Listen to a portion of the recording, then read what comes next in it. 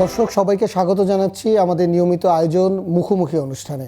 আমাদের সাথে আজ উপস্থিত আছেন আন্তর্জাতিক অপরাধ ট্রাইব্যুনালের চিফ প্রসিকিউটর জনাব আমিনুল ইসলাম। আপনাকে স্বাগত। অল্প কিছুদিন হলেন দায়িত্ব পেয়েছেন, যেই প্রত্যাশায় এই ট্রাইব্যুনালটা গঠিত হয়েছিল সেটা আসলে কতদূর এগিয়ে নেওয়া সম্ভব?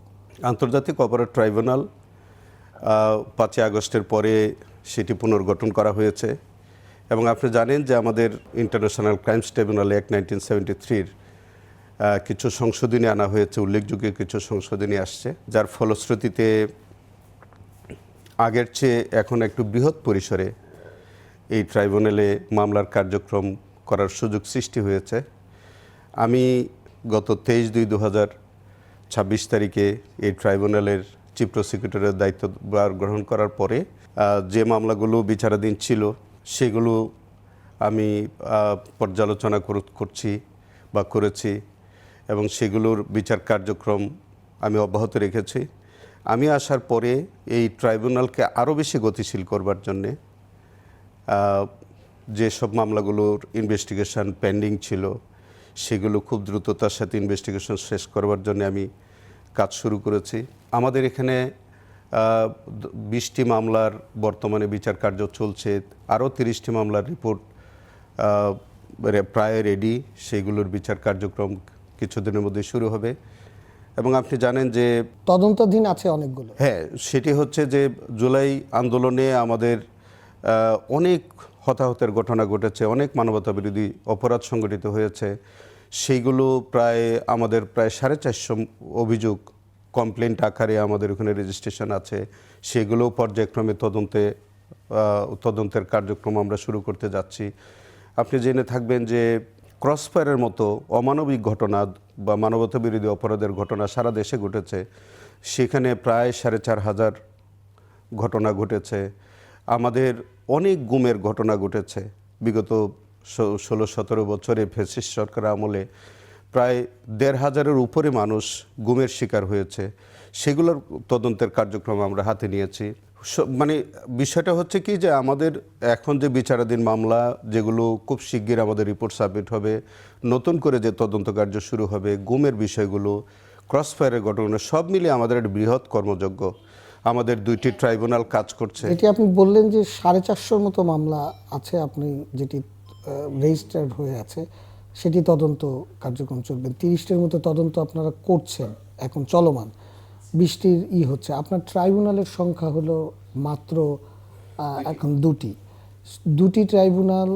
এই যে এখন আপনার যে প্রসিকিউশন প্যানেল, তদন্ত সংস্থা যারা আছেন, যারা তদন্ত করছেন, কত বছর লাগবে এগুলো শেষ করতে? না, এটা ভালোই বলেছেন। বিষয়টা হচ্ছে যে আমাদের 2টি ট্রাইব্যুনাল কাজ করছে বিচারের। আমরা 16 জন প্রসিকিউটর কাজ করছি। আমাদের 24 জন তদন্তকারী কর্মকর্তারা আমাদের সাথে কাজ করছেন তদন্তের কাজ। সত্যি কথা বলতে কি যে আমাদের এখন যে লোকবল আছে এবং যে 2টি ট্রাইব্যুনাল বর্তমানে যে মামলাগুলো আছে সেইটি দিয়ে হয়তো আমরা কাজ করে যাচ্ছি, কিন্তু ওদের ভবিষ্যতে আমাদের যে হারে মামলার মানে চাপ বাড়ছে, সে তো পরবর্তীতে এই লোকবল দিয়ে অথবা এই 2টি ট্রাইব্যুনাল আমাদের সকল বিচার কার্যক্রম খুব দ্রুততার সাথে করা সম্ভব হবে কিনা সেটা আসলে আমরা একটু চিন্তা করছি। আমার মনে হয় যে ট্রাইব্যুনালের সংখ্যা আমাদের লোকবল, প্রসিকিউটর বা আমাদের তদন্ত সংস্থার কর্মকর্তাদের পরিধি আরও বাড়াতে হবে। আপনি গুমের কথা বলেছেন, আপনি সাথে একটা বলেছেন ক্রসফায়ার। এখন এই যে ক্রসফায়ার, ফ্যাসিস্ট যাদেরকে আমরা বলছি, তার আমল থেকে না, আরও এর পিছনের ইতিহাস আছে। আপনারা কবে থেকে, এই কোন জায়গা থেকে, কোন তারিখ থেকে এই তদন্ত শুরু করতে চান? আমরা ওই রকম কোনো টাইমলাইন নাই, তবে যেখানেই মানবতাবিরোধী অপরাধ মতো অমানবিক ঘটনা ঘটেছে বলে আমাদের কাছে মনে হবে, সেটা যে বছরই হোক, যে আমলেই হোক, সেটি আমরা আমাদের এই ট্রাইব্যুনালে যেগুলি আমাদের বিচার্য বলে আমরা মনে করি সেগুলো আমরা ইনভেস্টিগেশনে নিয়ে আসবো। কোনো একজন ব্যক্তি মানে অভিযোগ করলেন যে আমার বাবা ক্রসফায়ারে নিহত হয়েছেন, এইটার সে বিচার চান, শুধু সেইটুকু নাকি একেবারে প্রথম থেকে যে ক্রসফায়ারের সংস্কৃতি চালু হওয়া, বিভিন্ন সময় থেকে যেটি ধারাবাহিকতার ভাবে লিগেসি অনেকে বহন করেছেন, আমরা আমাদের বাহিনীগুলোর মধ্যে এক ধরনের কালচার তৈরি হয়ে গিয়েছিল যে এইভাবেই হয়তো বা অপরাধ দমন করা যাবে, তাদের ভাষায় আর কি। আমরা যে কোনো ঘটনা সমটো আমরা তদন্ত করতে পারি। আমাদের নলেজে যদি কোনো বিষয় থাকে, আমাদের কোনো কমপ্লেন্ট ছাড়াও কিন্তু কোনো ইনভেস্টিগেশন আমরা করতে পারি। সো আমাদের এখানে কোনো কমপ্লেন্ট লাগবে ওরকম বাধ্যবাধকতা নাই। আমাদের এখানে এফআইআর করবার কোনো বিষয় নেই। আমাদের কাছে সামহাও আমাদের নলেজে যদি আসে বা আমরা নিজেরাও যদি সেটা আমরা সামহাও আমরা জানতে পারি যে এরকম একটি মানবতা বিরোধী অপরাধ সংগঠিত হয়েছে কোথাও, আমরা সমটো ইনভেস্টিগেশন শুরু করতে পারি। এখন আপনি যেটা বলছেন যে বিশেষ করে ক্রসফায়ার বা গুমের যে ঘটনাগুলো, যেগুলো সিস্টেমেটিক বা ওয়াইড স্প্রেড অ্যাটাকের আওতায় বা টার্গেটেড কিলিংয়ের মধ্যে যেগুলি আসবে, সেগুলো যদি আমরা বুঝতে পারি এবং আমাদের নলেজে যদি আসে, সেটা আমরা কমপ্লেন্টের অপেক্ষায় থাকবো না। আমরা সেগুলো আমাদের আওতায় নিয়ে এসে সেটা যে সময়ের মধ্যেই হোক, যে সময়ে যে আমলেই হোক, সেটা আমরা ইনভেস্টিগেশনে নিয়ে এসে চেষ্টা করব। আপনারা নিজেরাও আমলে নিতে পারেন, এটা আমরা কোনো নিজেরাও আমলে complaint-এর, নিতে পারি, কোনো কমপ্লেন্টের প্রয়োজন হয় না, দরকার হবে না আর কি।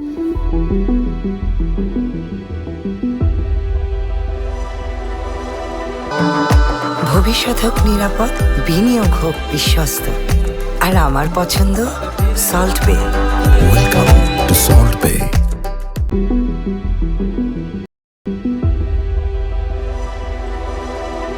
আওয়ামী লীগের পক্ষ থেকে বিভিন্ন সময় বলার চেষ্টা করেছে যে এটি তো শুধুমাত্র মুক্তিযুদ্ধের সময় সংগঠিত অপরাধের বিচার করার জন্য এই ট্রাইব্যুনাল গঠিত হয়েছে। আসলে আইনের সংজ্ঞায় কি শুধু এই কথাটি বলার কোনো সুযোগ কি আছে কিনা? না, এটা একেবারেই না। কারণ আপনি ইন্টারন্যাশনাল ক্রাইমস ট্রাইব্যুনাল অ্যাক্ট 1973 যে ডেফিনেশন যেটা আছে, অপরাধের বর্ণনা যেখানে আছে আমাদের সেকশন 3-তে, সেখানে এমন কথা বলা নাই যে পার্টিকুলার একটা পিরিয়ডের ঘটনা তদন্ত বা বিচার করা যাবে, অন্যটা করা যাবে না। এবং ইতিমধ্যে 24-এ কিন্তু এই আইনটা কিছুটা সংশোধনী আসছে। তো সে কারণে আপনি শুধু ওয়ার ক্রাইমস বিচার করা যাবে, অন্যটা বিচার করা যাবে না। পরবর্তীতে সংশোধনীতে এসে যেখানেই মানবতা বিরোধী অপরাধ এর বিষয়টা আসবে, যেখানেই আপনার সিস্টেমেটিক বা ওয়াইড স্প্রেড অ্যাটাক বা টার্গেটেড কিলিংয়ের প্রশ্নটা আসবে, সেটা এখন আমাদের এই ট্রাইব্যুনালে বিচারের এই সংজ্ঞায় সুযোগ এক আছে। ধরনের হয় না যে আসলে কোনটা আমরা মানে সাধারণ মানুষ বুঝতে পারেন না যে কোনটা মানবতা বিরোধী অপরাধ এবং কোনটা মানবতা বিরোধী অপরাধের এই একদম তাই। ট্রাইব্যুনালের আওতায় পড়ে না। যেমন ধরেন আমার নিকটাত্মীয় কেউ খুনের শিকার হলেন, তো আমিও তো সেটা আমার দিক থেকে সেটাও একটা মানবতার বিরুদ্ধেই তো একটা অপরাধ।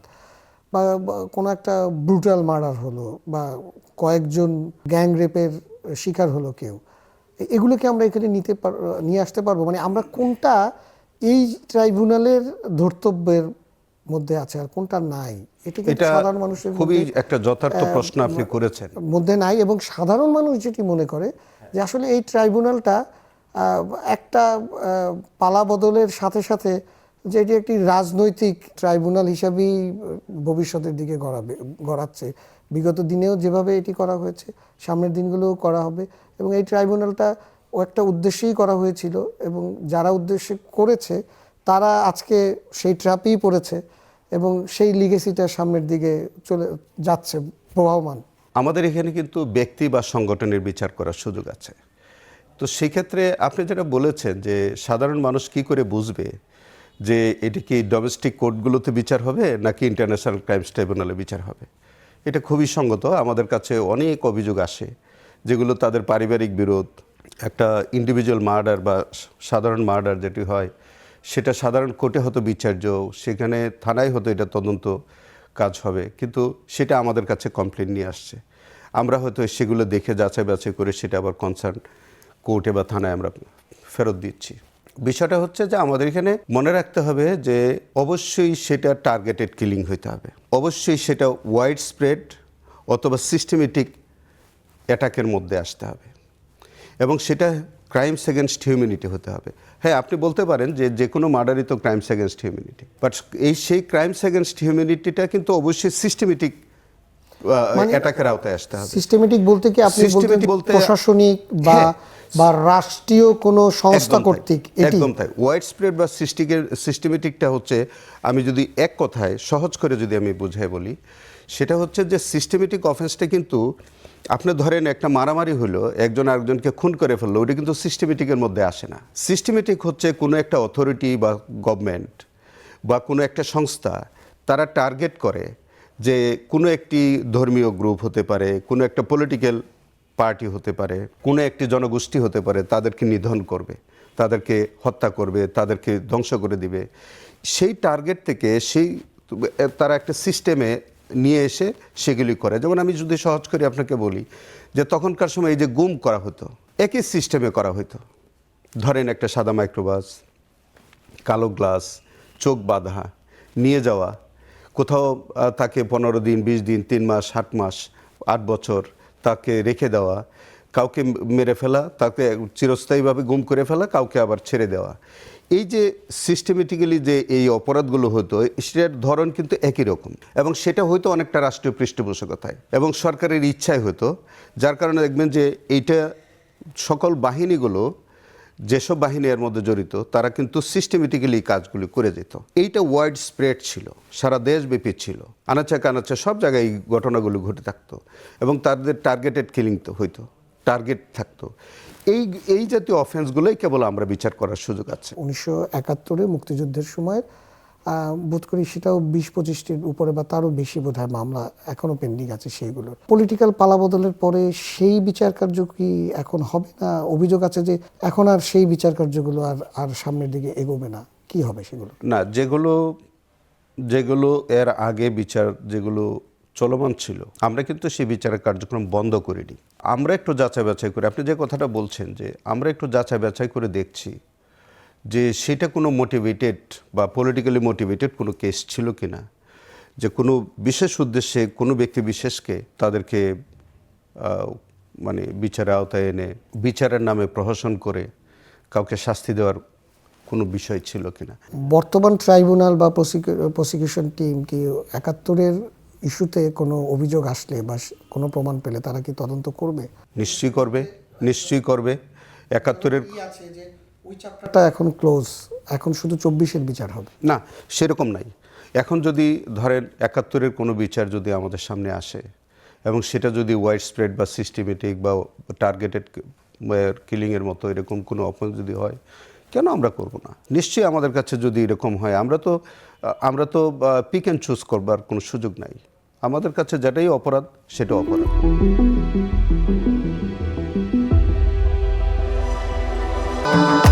ভবিষ্যৎ হোক নিরাপদ, বিনিয়োগ হোক বিশ্বস্ত, আর আমার পছন্দ সল্ট বে। Welcome to Salt Bay.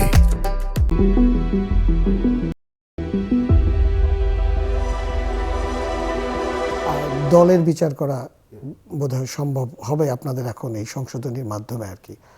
তো সেটা বোঝাই যাচ্ছে যে 24-এর এই ঘটনায় এখন আওয়ামী লীগের এবং অন্যান্য দলগুলোর ইনভলভমেন্ট নিশ্চয়ই আপনারা তদন্ত করছেন আর কি। তদন্ত কার্যক্রমের অগ্রগতি কত দূর? আমাদের এখানে, আমি একটু আগেই বললাম যে আমাদের এখানে ব্যক্তি বা সংগঠনের বিচার করার সুযোগ আছে। ব্যক্তি যদি কোনো অপরাধ করে, সেটা সিস্টেমেটিক ক্রাইমের আওতায় যদি আসে, সেটা যেভাবে তারা অপরাধী, কোনো সংগঠনও যদি একই প্রক্রিয়ায় জড়িত থাকে ক্রাইমস এগেনস্ট হিউম্যানিটির মধ্যে, সেই সংগঠনের বিচার হওয়ার সুযোগ আছে। অপেক্ষা করেন, দেখেন কি হয়। না, আওয়ামী লীগের মানে সরকারের পক্ষ থেকে বলা হচ্ছে যে আওয়ামী লীগের রাজনীতি করতে পারবে কি পারবে না সেটি এখন আদালতের উপর নির্ভর করছে আর কি। তো এই ট্রাইব্যুনালের উপরেই আমরা যেটা বুঝতে পারছি যে তাদের এখানকার তদন্ত রায় সেগুলোর উপরেই তাদের রাজনীতিটা নির্ভর করবে সামনের দিকে। তো এই জন্যই এটাই জনগণের এটা আগ্রহ আছে দেখার যে আসলে এই তদন্তটা কোন দিকে যায়। এটা আর একটু সময় নেই, আর একটু সময় লাগবে। সেই ক্ষেত্রে একটি বড় প্রশ্ন হয়ে সামনে আসে, এটি হলো আমাদের একেবারে সাম্প্রতিক ইতিহাস, কিন্তু বিগত দিনের ইতিহাস যদি হয় তাহলে 1971-এর জন্য জামায়াতকেও এই অপরাধে নিয়ে আসা সম্ভব হয়। তাহলে কি প্রশ্ন উঠবে যে জামাতের বিষয়ে যদি ছাড় দেয়া হয় বা ওই তদন্ত যদি না করা হয়, তাহলে সেটি আবার নতুন একটা বিতর্কের সম্ভাবনা রয়েছে এটাও না? আমি কারণ একইভাবে সেটাও বলি। ডকুমেন্টেড এবং সেটা তো একটা প্রতিষ্ঠিত সত্য। বাংলাদেশের মুক্তিযুদ্ধের সংজ্ঞার মধ্যেও দুদিন আগে পার্লামেন্টে এ নিয়ে কথা হয়েছে যে জামায়াত ইসলামীর বিরুদ্ধে এই দেশের জনগণ যুদ্ধ করেছে। না, আপনি যেটা বলছেন সেই ইস্যুটাও আমাদের সামনে এখন আপাতত নাই, আসলে সময় নিয়ে আমরা দেখা যাক কি হয়। সেই বিষয়টাও তো সামনে চলে আসতে পারে, যদি আসে। যদি আসে মানে জামাতের বিরুদ্ধে সেটা আপনারা তদন্ত সেটা করবেন আমাদের সামনে কিনা? এরকম কোনো কিছু নাই এখন আপাতত। এখন শুধু আওয়ামী লীগের এই 24-এর এই বিষয়টি সেটাও আছে। আমাদের কাছে এখন ব্যক্তি বিশেষের অভিযোগ আছে। কিন্তু দলগতভাবে কি আপনারা এখন কোনো তদন্ত করছেন প্রসিকিউশন টিমে? আমার নলেজে নাই, এরকম আমার কোনো আপাতত কিছু? আমার নলেজে। আপনি দায়িত্ব নেয়ার পরই একটি বড় বিতর্ক সামনে চলে আসলো। আপনি যেটার সাথে আপনার প্রসিকিউশন টিম জড়িত না, বিগত যিনি ছিলেন তার সময়ের, সেটির একটি ফ্যাক্টস ফাইন্ডিং কমিটি এবং একটা তদন্ত কমিটি আপনি করেছেন। সেখানেও তাদের জড়িত থাকার ব্যক্তি বিশেষের একজন প্রসিকিউটরের ঘুষ চাওয়া বা টাকা চাওয়ার বিষয়টি প্রমাণিত হয়েছে প্রাথমিকভাবে, সেটি আমরা জানি। তো ওটির তদন্তটা এখন কোন পর্যায়ে আছে বা আপনারা কি ভাবছেন সেটিতে কি করবেন? এটা প্রসিকিউটর যিনি আমাদের পক্ষে ছিলেন তিনি কিন্তু ইতিমধ্যে এই দায় স্বীকার করে পদত্যাগ করে চলে গেছেন, আমরা তাকে ছেড়ে দিয়েছি এখান থেকে। এখন অপর প্রান্ত থেকে যিনি তাকে ইনস্টিগেট করতেছিল বারবার বা একাধিকবার একই বিষয় নিয়ে যখন কথা বলছিল, তখন সেখানেও তার কোনো উদ্দেশ্য ছিল কিনা, বিশেষ কোনো উদ্দেশ্য থেকে এরকম কথোপকথন করতেছিলেন কিনা, সেটাও আমরা ফ্যাক্টস ফাইন্ডিং কমিটি খতিয়ে দেখছি। এর মধ্যে আমরা যদি দেখি যে এরকম কোনো লেনদেনের বিষয় ঘটেছে তাহলে একটা অফেন্স। আরেকটা যদি হচ্ছে যে এরকম চাওয়াচাওয়ির মধ্যে এরকম একটা কথোপকথনের মধ্যে বিষয়টা শেষ, তাহলে সেটা হচ্ছে আরেকটা অফেন্স। তো নিশ্চয়ই অফেন্স, দুইটাই কিন্তু অফেন্স। এখন সেই দুইটা অফেন্সের মধ্যে কিন্তু আমি বলছি যে সমভাবে দুইজনই দায়ী। কিন্তু আমি আসার পরে আমি যেটা দেখেছি, এই কারণে কিন্তু আমার ইনভেস্টিগেশন থেমে থাকেনি, এই কারণে কিন্তু আমি আমার বিচার কার্যক্রম বন্ধ রাখিনি। আমি আসার পরে একদম নিউট্রাল ইনভেস্টিগেশন করে যাদের বিরুদ্ধে আমি প্রাইম ফেসে অভিযোগ পেয়েছি তাদের বিরুদ্ধে আমি ফর্মাল চার্জ দাখিল করেছি। ইতিমধ্যে সেই কেসটি কিন্তু প্রায় অলমোস্ট এখন বিচারের পর্যায়ে, আগামী তারিখ থেকে সাক্ষীর কার্যক্রম শুরু হবে। সো মাঝখানে এটা নানান প্রক্রিয়া হতে পারে, আপনি হয়তো চিন্তা করে দেখবেন। সেটা হচ্ছে কি যে অভিযুক্তের পক্ষ থেকে নানান প্রচেষ্টা থাকে একটা বিচারকে বিতর্কিত করবার জন্য। এটা একটা ট্র্যাপ হতে পারে। এটা ট্র্যাপ, আমরা আপাতত এটাই মনে করতেছি যে একটা ট্র্যাপ, এবং সেই ট্র্যাপের মধ্যে আমাদের একজন ফাঁদে হয়তো পা দিয়েছে। তো সেই কারণে যিনি পা দিচ্ছেন তিনি অপরাধী, যিনি সেই ট্র্যাপটা করতেছেন তিনি অপরাধী। আপনার এখানে এই মুহূর্তে বিগত দিনের প্রায় সব হাই প্রোফাইল আছে, কিন্তু বাংলাদেশের ইতিহাসের বেশি সংখ্যক সেনা সদস্যদের ট্রাইব্যুনাল হচ্ছে। বেশি সংখ্যক বলছি এই কারণে, মানে এইভাবে এই প্রোফাইলের লোকজনের একসাথে কোনো মামলায় বিচার কাজ হয়নি। কোনো চাপ কি আছে বা কোনো চাপ অনুভব করছেন কিনা কোনো পক্ষ থেকে? একেবারে না, আমার উপরে কোনো চাপ নাই, কোনো পক্ষ থেকে কোনো চাপ নাই। আলহামদুলিল্লাহ, আমি খুব স্বাধীনভাবে কাজ করছি। আন্তর্জাতিক অপরাধ ট্রাইব্যুনালে যারা আসামি হচ্ছেন, যাদেরকে আপনারা গ্রেপ্তার করতে পারছেন, এক ধরনের অন্য আইনগুলোতে আমরা যেটা দেখি যে দীর্ঘ মেয়াদে যখন কোনো বিচার কাজ হয় তখন তাদের জামিন পাওয়ার অধিকার থাকে। এইখানে যারা আছেন তারা কি জামিনের আবেদন বা জামিন পাওয়ার অধিকার রাখেন? এই আইনে কি বলা আছে? যে সকল আসামিকে আমরা গ্রেফতার করে রেখেছি, আইনের একটা বাধ্যবাধকতা আছে যে 1 বছরের মধ্যে ওই সকল আসামির বিরুদ্ধে যারা গ্রেফতার হয়ে আছেন তাদের বিরুদ্ধে রিপোর্ট সাবমিট করতে হবে, একটা বাধ্যবাধকতা আছে। তবে কোনো কারণে যদি 1 বছরের মধ্যে রিপোর্ট সাবমিট করা নাও যায় এবং সেখানে যদি ট্রাইব্যুনাল উপযুক্ত কারণ প্রদর্শন করেন যে কারণে করা সম্ভব হচ্ছে না, সেক্ষেত্রে কিন্তু তার জামিনের এটা এজ অফ রাইট উনি আর বিলটা নিতে পারবেন না। তবে হ্যাঁ, আমরা এই জিনিসটাও কিন্তু অন্তত আমি আসার পরে আমি এটা বিবেচনা করছি, আমরা যদি রিপোর্ট সাবমিট করতে না পারি বা আমরা যদি আসলে প্রাইম ফেসি কেস যদি আমরা না পাই, তাহলে হয়তো কোনো মানুষকে তো আমরা জেল হাজতে আটকে রাখবো না। আপনি মনে করেন কিনা যে এখানে ট্রাইব্যুনালের আদালতের সংখ্যা আরও বাড়ানো উচিত? প্রতিদিন হয়তো একটা ট্রাইব্যুনাল 3টা থেকে 5টা মামলা থাকে। তো আপনি একটা মামলায় যদি সাক্ষী উপস্থিত থাকে, সেই সাক্ষীর কার্যক্রমটা শেষ করতে আমাদের প্রায় দুপুর গড়িয়ে যায়। একটা ট্রাইব্যুনালে 2টা সাক্ষীর বেশি আসলে ইনফ্যাক্ট নেওয়া সম্ভব হয়ে ওঠে না, এবং 2টি ট্রাইব্যুনালে যদি আমাদের হয়তো বড়জোর 1টা বা 2টা মামলা শেষ করা যায় প্রত্যেক কার্যদিবসে।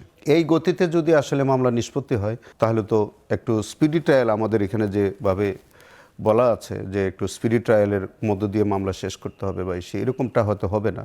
সেক্ষেত্রে ট্রাইব্যুনালের সংখ্যা বাড়ানো ছাড়া তো কোনো উপায় থাকবে না। আমরা মনে করি যে আসলে লোকবল বাড়ানো ছাড়া মনে হয় সম্ভব হবে না। আমার মনে হয় যে আমাদের ট্রাইব্যুনালও বাড়ানোর প্রয়োজন হতে পারে ভবিষ্যতে, এবং আমাদের প্রসিকিউশন বা আমাদের তদন্ত সংস্থার কর্মকর্তাদেরও সংখ্যা বাড়াতে হবে।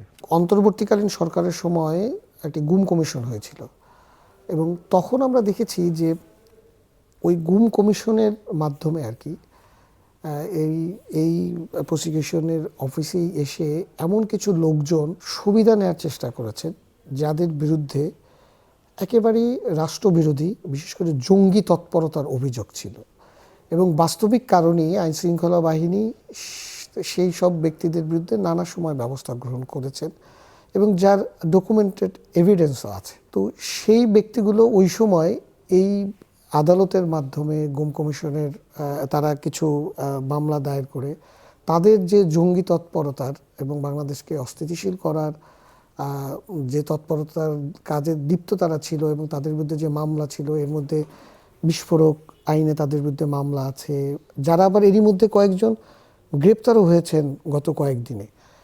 এবার তারা এর মাধ্যমে একটা সুবিধা নেওয়ার চেষ্টা করছেন তাদের প্রিভিয়াস মামলাগুলোতে, যে আমরা আসলে তখন গুমের শিকার ছিলাম, এবং সেই কারণে আমাদের বিরুদ্ধে যে মামলাগুলো হয়েছে সেগুলো সব ফলস, এবং আমাদের বিরুদ্ধে রিপোর্ট হয়েছে, এবং আমরা আন্তর্জাতিক অপরাধ ট্রাইব্যুনালে গিয়েছি, সেখানেও আমরা একটা অভিযোগ বা মামলা দায়ের করে এসেছি। আপনারা এই বিষয়টি নজরে রাখছেন কিনা? আমরা ওর নজরে রাখছি। আপনি একদম যথার্থ বলছেন, সেগুলো আমাদের নজরে আছে। ইতিমধ্যে আপনি দেখবেন যে আমাদের গুম কমিশনের রিপোর্ট আমাদের হাতে আছে। পাশাপাশি আমরা গুমের প্রায় শতাধিক মামলা ইতিমধ্যে আমরা ইনভেস্টিগেশন শুরু করে দিয়েছি। তদন্তের সাথে আমরা সবটাই এখনই বলা ঠিক হচ্ছে না, তবে আপনি যেটা বলছেন যে কেউ যাতে কোনো সুবিধা নিয়ে তারা পার পেয়ে নিয়ে যেতে পারে, সেটা কিন্তু আমাদের দৃষ্টিতে আমরা নজরে রাখছি, এবং সেটা নিয়েই কিন্তু আমরা তদন্ত কাজ অব্যাহত রাখছি। সতর্কতাটা আপনি আসলে কিভাবে করবেন? কারণ কমিশনের রিপোর্টেও আবার তাদের সাক্ষ্য আছে অনেকের, আমি যে রিপোর্টগুলো পড়েছি আর কি, এবং সেগুলো নিয়ে মানে আইনি ফাঁকফোকরটা অনেক বড় তৈরি হয়ে গেল কিনা সেটা আমি দুইটাই একটু টালি করে দেখব, কারণ সেটা তো আমি মাত্র শুরু করলাম, এবং সবগুলো আমি গুম কমিশনের বিষয়টা বা তাদের যে তদন্ত রিপোর্টটা এবং আমাদের যে তদন্ত কার্য, দুইটা আমরা যখন টালি করে কাজ করছি, সব কিছু আমি দেখে সেই অনুযায়ী আমি কাজ করব ইনশাল্লাহ। প্রশ্ন, আগামী কয়েক মাসের মধ্যে আমরা কোনো নতুন রায় দেখতে পাচ্ছি কিনা? পাবেন, অন্তত পক্ষে 2টি মামলা পাবেন। আশা তো করি যে চলতি মাসের মধ্যেই পেয়ে যাবেন। চলতি মাসের মধ্যে 2টি মামলা রায় ইনশাল্লাহ আশা করি পাবেন। আমাদের মামলা সেটি কোন সাম আপ হয়ে যাচ্ছে, এবং সেগুলো দুটো ভবিষ্যৎ হোক নিরাপদ, বিনিয়োগ হোক বিশ্বস্ত, আর আমার পছন্দ সল্ট বে। Welcome to Salt Bay. এটা 2টি রাজনৈতিক ব্যক্তির বিরুদ্ধে আমাদের সিস্টেমেটিক ক্রাইমসের অফেন্স আছে, সেটা আপনারা শিগগির দেখতে পাবেন, শিগগিরইগুলো শেষ হবে। অসংখ্য ধন্যবাদ আমাদেরকে সময় দেওয়ার জন্য, এবং আশা করি সামনের দিনগুলোতেও আমরা আপনাকে পাশে পাবো। চ্যানেল ওয়ানের সকল দর্শক মণ্ডলী, কলা কৌশলী, মালিক পক্ষ, সাংবাদিকবৃন্দ, সবাইকে আন্তরিক ধন্যবাদ। দর্শক, আপনারা এতক্ষণ ধরে শুনছিলেন আন্তর্জাতিক অপরাধ ট্রাইব্যুনাল চিফ প্রসিকিউটরের কাছে করা আমাদের নানা প্রশ্ন। আশা করি আপনাদেরও অনেক প্রশ্নের উত্তর আপনারা এর মাধ্যমে পেয়েছেন। আগামীকাল আবার নতুন কোনো অতিথিকে নিয়ে একই সময় আপনাদের সামনে হাজির হব। সবাইকে শুভেচ্ছা।